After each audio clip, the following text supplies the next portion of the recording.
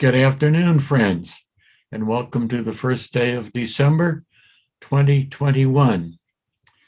I've been doing these chats sufficiently long that members of the family have now become bold enough to feel that they should suggest topics to me. And a topic that has come up a couple of times from Jeffrey Small and Richard Small and Jane Hewitt is that I tell you a little bit about the houses that I've lived in from 1932 to 2021. What's interesting is that most of the help at remembering some of the homes that I've had came from Jane and Richard. This is the Jane and Richard who spent most of the life that they've had together living in Sydney, Australia, or Tenterden, England, or in the state of Indiana. And their memory has been extraordinarily helpful in getting this all together. So I know I started in a San Diego hospital. And I know my parents had a lovely home. I suspect they rented it in San Diego. A close friend who was raised in San Diego some years ago when I was visiting, was kind enough to help me locate this house because I had the street address, although I no longer do. And it was a lovely Spanish stucco house with a great wall all around it. From there, I think we moved to a home off of Hill Street in Pasadena, California. I think Dad had changed jobs. He had been a reporter for the San Diego Herald. He was a journalism major at Stanford and had taken a position at Pacific Mutual Life Insurance Company in Los Angeles. And thus we were now living in Pasadena. I don't know how many years that was, but I know in early 1942, we moved from Pasadena to 1180 Rubio Street in Altadena, California. And there is where we all lived. We went to grammar school, to high school, and for me, the first 2 years of college. For my sister, she went on directly to Stanford, and Richard went on directly to Caltech. 1180 Rubio Street was purchased from the Nash family. In the 1940s and 50s, the Nash Automobile Company was quite popular in the United States, and 1180 Rubio Street belonged to the Nash Automobile family. I have no idea what my parents paid for the house, although something in the back of my mind tells me they paid $9,000 for it. But it was a 2-story home, and it had a full basement. The basement had had a bedroom for a maid and a full bath. My father converted those rooms to a photographic studio and to a laboratory where we could develop film and make prints. The downstairs had a living room, a dining room, a butler's pantry, a kitchen, and another bedroom and a half a bath, apparently again for a servant. The full basement, in addition to the conversion of the 2 rooms to photography purposes, my father built huge workbenches. It was a huge area down below. It had a heater in it for the house. And one part of the workshop I used to build model airplanes. The other part of the workshop my father and Richard used to build early models of loudspeakers, which became ultimately Richard's profession. And I think my parents lived at 1180 Rubio until about 1968, when they sold the house and moved to Carmel by the Sea, with the house sitting above the ocean. And they actually lived above the house that belonged to John Madden, who was then a very, very prominent sports television personality and had been the coach for the Oakland Raiders and had won the Super Bowl as their coach. My life from roughly 1952 to 1961 was spent, excuse me, at Knox College in a dormitory or in the Beta Theta Pi fraternity house. Then 3 years at a dormitory that was part of the Michigan School of Law. Very elegant quarters, a huge dining room with a high ceiling, and really one of the poshest places I've probably ever lived. It was at Michigan Law School my senior year that I met Fern Frisbee, who became my first wife and was the mother of Scott and Jeffrey. Also, until 1961, after college and graduate school, I ended up in the Air Force as a legal officer. And so I was stationed in San Antonio, Texas, and lived in what they call the BOQ, Bachelor Officers Quarters.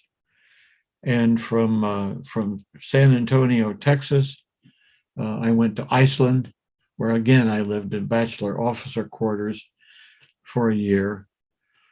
And in probably 1959, maybe 1960, Fern and I were married, and I was transferred to Travis Air Force Base in Solano County, California, where we lived in junior officer married housing, 1 bedroom, a dining room, a living room, a carport for 1 car, and a kitchen.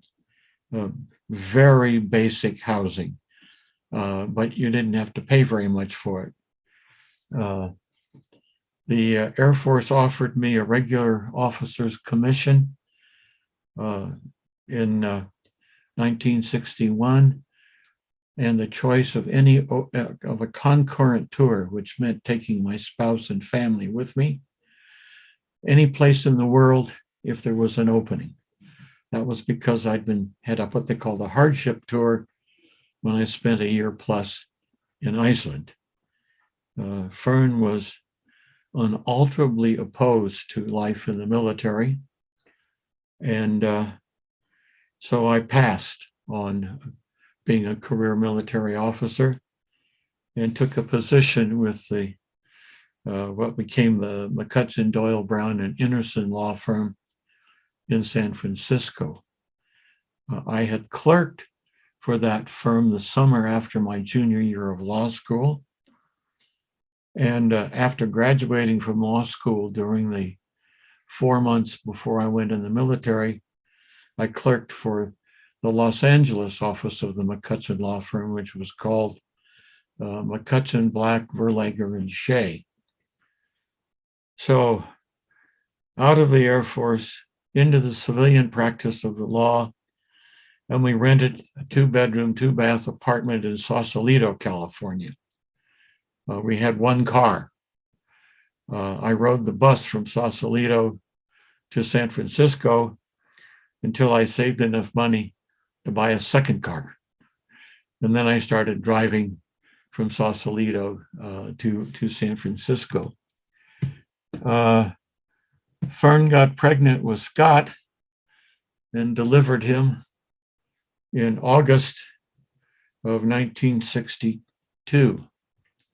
And somehow, shortly thereafter, with financial help from her father, Roy Frisbee, we bought a house in Tamalpais Valley, California. It looked like it was a one-story house, but it actually had a full basement with a family room, which became my law office at home, a bedroom, and a full bath. Upstairs, it had 3 bedrooms, 2 baths, a dining room, kitchen, living room, and a 1-car garage and a shed that became my workshop. We lived there through the birth of Jeffrey, who came along in 1964, until probably 1978, when I was passed over for partner at the McCutcheon, Doyle, Brown and Anderson, and was offered a position with a Palo Alto law firm, the name of which will come to me in a moment. And we ended up buying a home in Atherton, California, in a development. This was Atherton was in San Mateo County. My office was in Santa Clara County. It was about a 15-minute drive. Beautiful. The home was designed by Eichler. Eichler built many, many, many homes in southern San Mateo County and in Palo Alto. This house had 4 bedrooms, 3 baths, an office, living room, dining room, tree house, fully fenced, 2-car garage, absolutely a gorgeous home, and provided loads of space for social activities. The yard was, as I said, was fully fenced. It was a beautiful home, and I was perfectly happy to stay there for the rest of my life. Unfortunately, I returned from a trip to New York City to negotiate a contract for a symphony. I was negotiating with the musicians union. Came home, found a note on the front door from Fern saying that she had taken the boys and had moved to San Francisco, where she planned to file for divorce, and that she would let me know in due course where she was living and how I might get in touch with her and the boys. So my dream house in Atherton ultimately went on the market and was sold. And I spent 2 years as a bachelor in apartments, one in Palo Alto, then one that was brand new in Mountain View, California. 2 bedrooms, 2 baths in Mountain View, and lots of very attractive single women who were fascinated with me and the fact that on most weekends I had these 2 little boys who lived with me. And the ladies were always having us to dinner. We're always happy to babysit with the boys. And I was beginning to think, well, this business of being a bachelor's not so bad, not so bad. So somewhere along in this horrible activity, I got together enough money and I bought a home in Los Altos, California. I was with the law firm of Hardy, Carly, Love and Jaffe in Palo Alto. And I bought a home from a family by the name of Lieberman. The Lieberman's home was designed by Aaron Green, a student of Frank Lloyd Wright. The Lieberman's son, Dan Lieberman, was a student of Aaron Green. The Lieberman's home had one bedroom, 1.5 bathrooms, a room that I used as my office, a magnificent living room with a fireplace that was big enough to barbecue a hog, and a dining room and a kitchen, a beautiful patio, two-car carport, and a workshop. Absolutely the most wonderful home architecturally I have ever had. And so I continued to date and ended up meeting a woman who was a client of the law of our law firm, who seemed to be quite interested in me when I was handling her divorce for her regular lawyer, who was off on a month's vacation. And I began to notice that she must be interested in me because her blouse, she kept moving the buttons down on her blouse. And so that was Lynn Van Meter, who had two sons, James and Jordan. And we fell in love and got married. And I moved her and her two sons into my Aaron Green house and put the boys in the room that used to be my office and put a double-decker bed in there for them. And then I talked to Dan Lieberman, and so he designed an addition to the Aaron Green home, not an attached division, but a beautiful home, again following the Frank Lloyd Wright style of architecture. And it had a huge living room.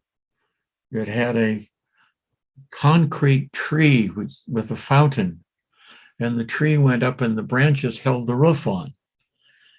It had a bedroom, and it had a bathroom, and it was plumbed for a kitchen, but this was hidden behind beams so that the inspectors would never find it, and we never used it. And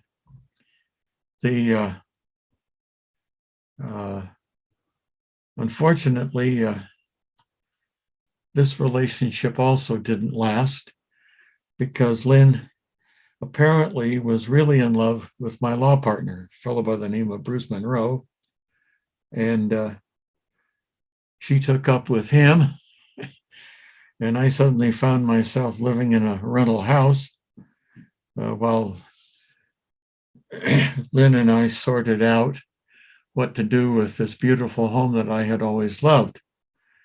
Even though I was an attorney at the time, I never thought about having a prenuptial agreement. I thought I could trust this lady, but it turned out I was mistaken. And so I lived in a rental house for a while, and then finally Lynn determined that she would move out and I would buy her interest in the home in Los Altos, which was on Eloise Circle. And so I got my house back, and I loved it. And I dated, but didn't do anything particularly exciting in that world until January of 1985, when I, against my better judgment, accepted an invitation to go to a Super Bowl party in Palo Alto. The 49ers were playing the Miami Dolphins at Stanford University in January of 1985. And I was invited to this party to meet a woman named Mel Walsh, who was a good friend of the hostess, who felt that I would be perfect for her and she would be perfect for me. And neither one of us had any interest in ever being fixed up again. But I went. I was late to the party. It was dark. But the only light was emitting from a television set. And I heard a woman laugh. And for some reason, I felt that her laugh sounded like liquid sunshine. That's what I called it. That's what I thought it was. Well, obviously that laughter belonged to Mel Waltz. And at halftime, with the score of the game not clear, I conned her into a bet. I got the 49ers. She got Miami. And whoever won was to be taken out for a glass of wine at a Palo Alto restaurant. The winners to select the restaurant. Well, naturally, I won, and this is where I walked Mel out to the car, but I was going to come back, and the doors were all locked if you went out. So I took off a shoe to block a door. I took off a shoe to block the next door. Took off my coat to block the third door. And Mel said if I took any more of my clothes off, she would scream. So I gave her a hug and left her on her own to find her way back to her car. And we met, had a glass of wine, and started a relationship that has more or less lasted until today. Mel decided to, I guess that worked out. I sold my house and put the money in the bank and went and lived with Mel at her home in Woodside. And she decided that she would sell her home and we would move to Santa Cruz County. And we found a house on the beach in Aptos. And we're literally getting ready to move into it when the lessor revoked the lease, and the rental agency company had to scramble around and find us a house. And he found us a house across the street that was 3 stories high. And so you were high enough that you got a great view of the ocean. And so we rented this place for a year. And we're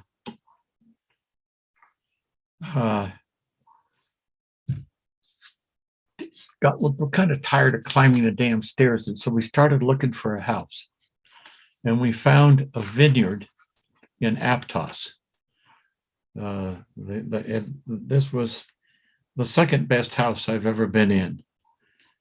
And it had a main structure that had 2 bedrooms and 2 baths, beautiful living room, dining room, gorgeous kitchen, all kinds of space, and fruit trees galore, avocado trees. And it had 750 Chardonnay vines. And we decided that we were going to learn how to make wine and proceeded to do so. But also on the property were 2 other buildings. One was for making wine, and it was rigged up, but it had racks for wine barrels, and it had space for all the tools that you needed to make wine. It had a 3-car carport.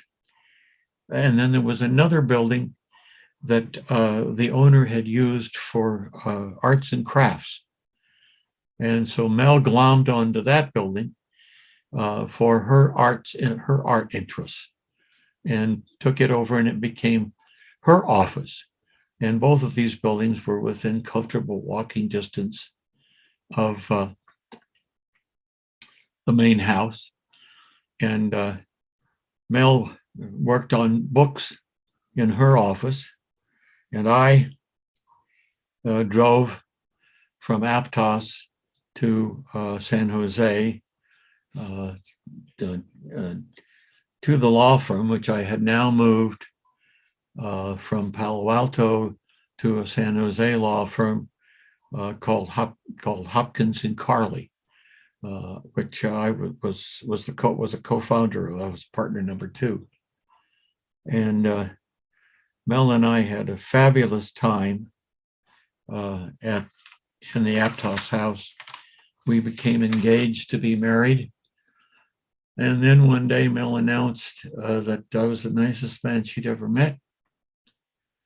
But she just couldn't get married. She couldn't do it. She was sorry. We'd have to sell the house and go our separate ways. It was not too keen an idea on her part, but I didn't have much choice. So we sold the house, divided the proceeds, and Mel ended up, I think, buying a house in Corralitos, and I rented a house somewhere along in Aptos near the beach. But we stayed friends, and I continued to do legal chores for a couple of her children, and we kept in touch, and then we started to see each other again, and we started looking at houses again, and we found a house in Santa Cruz called Southern Comfort, and it had a black bottom swimming pool.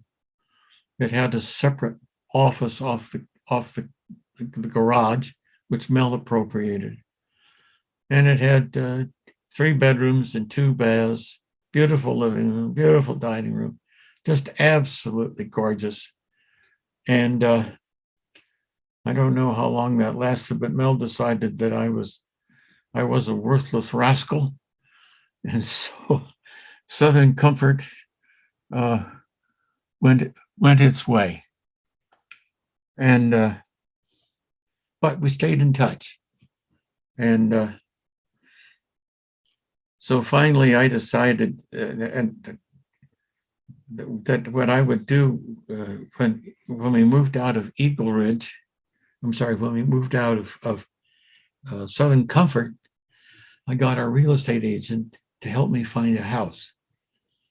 And I found the 3rd best house in my life, which we called Eagle Ridge, which was on the top of a hill in Scotts Valley, was above the fog line, had a swimming pool, 3 bedrooms, 2 baths, beautiful living room, space for an office above the living room on another level, huge fireplace, dining room, kitchen, bedrooms, beautiful deck, all kinds of, and fabulous views of the ocean. And Mel and I, this somewhere after this happened, when I was in the house, I was visiting my son Scott on the East Coast, and he asked me, how did I keep in touch with my clients? I said, well, I call them on the phone. And he said, well, how do you remember their telephone numbers? I said, I have a book, I keep it in my pocket. And he said, well, I mean, you remember Sammy? That was the nickname that we all gave Mel Walsh. I said, oh yeah, I remember Sammy. I still do her legal work. And he said, well, do you remember her phone number? And I said, no, but I looked it up and I read it to him, and we chatted some more. And he asked to go to the bathroom. I had forgotten that he has a magnificent memory for numbers. And he's gone, and he's gone, and he's gone. And his wife, Catherine, asked me if I'd mind going to the men's room, that she's worried that Scott hadn't come back. And then suddenly Scott appears. And what he had done was he had called Mel. And he said to her, he said, Sammy, I need a stepmother. I need one now. Will you please get around to it and marry my father now? And Mel said, yes, she would. And so back to California I go, semi-engaged, result of my son proposing to Mary Ellen for me. I did it in person and she accepted. So she moved in to Eagle Ridge. And because before I had had Mel come and live in Eagle Ridge, I had spent some time there with another lady. The decision was made that I would sell Eagle Ridge and we would find a new place to live. And so we wrote down on pieces of paper all the communities we'd like to live in. They ranged from where we were in Santa Cruz County and Monterey County, all the way up to the Washington State, all to Oregon, to Arizona, to New Mexico. And so we traveled extensively, probably the better part of a year, and finally decided on Grass Valley, California. Each of us had written that name on our respective lists. And so we found a home, 3 acres. We called it Falling Leaf. And it was a 1-bedroom house. I'm sorry, a 1-story house, 3 bedrooms, 2.5 baths, living room, dining room, beautiful deck, and a huge acre of lawn and beautiful plants. We just sit on that deck and look at the gardens and watch the deer outside of the fully fenced yard. And we were there until the crash of 2008. And in 2010, we decided that Mel didn't like Grass Valley, so we decided we'd go looking for a house in Monterey County. And so we rented an apartment and went house hunting, and ultimately found Del Mesa Carmel, and we bought 110 Del Mesa Carmel, which had 2 bedrooms, a study, a breakfast room, a living room, a dining room, a deck, gorgeous place. And we're there until Mel decided that she hated Grass Valley. That she hated Del Mesa. So we moved back to Grass Valley and lived on a golf course with a huge deck, beautiful view of the golf course and all of the flora and fauna and the deer and foxes. And Mel decided that she hated Grass Valley again. So in 2017, 2017, I'm sorry. I guess it was, we bought Grass Valley number 2 in 2017, and we moved back to Del Mesa in 2019, where we live in number 4, which has 2 bedrooms, 2 baths, a living room, a dining area, and a patio with beautiful plants. And that's where we're going to stay. And I've forgotten some of the street addresses of the homes. And the only thing, if I won the lottery, which I play regularly, I might consider moving again, but probably not. But as I look back on the houses, why, clearly the Aaron Green house in Los Altos will always be my favorite.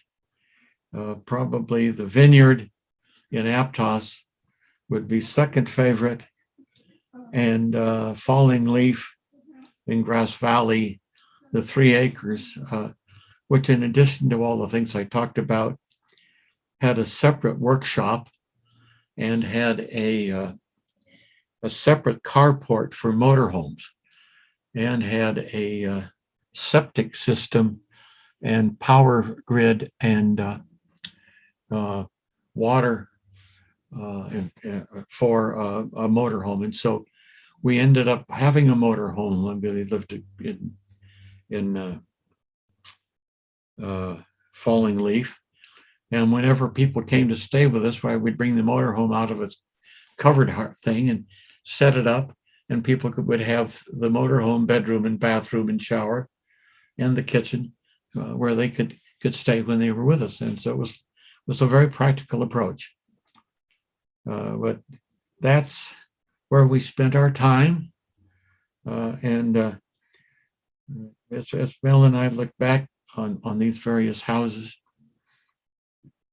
it's pretty clear that we kind of really enjoyed buying houses and fixing them up. And it wasn't all that sad that we left.